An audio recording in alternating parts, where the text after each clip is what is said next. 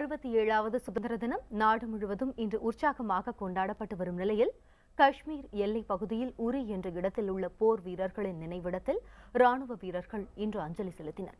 இது தொடர்பாக அங்கிருந்து நம் செய்தியாளர் கணேஷ் அளித்த தகவல்களை இப்போது பார்ப்போம்.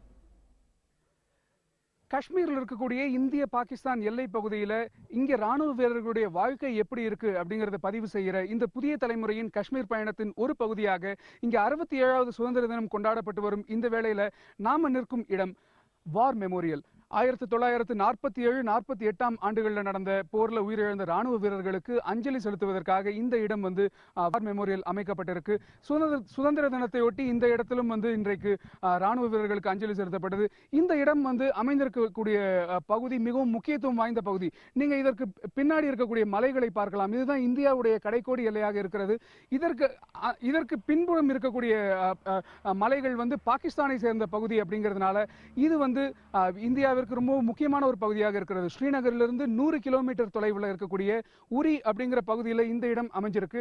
இன்றைக்கு சுதந்திர தினத்தையொட்டி இங்கே உச்சகட்ட பாதுகாப்பு இருக்கு அப்படின்னு நாம சொல்லலாம். ஆயுதம் தாங்கிய ராணுவ வீரர்கள் இங்கே பாதுகாப்பு பணியில் ஈடுபட்டிருக்காங்க. அதை நீங்க இப்ப பார்க்க முடியும்.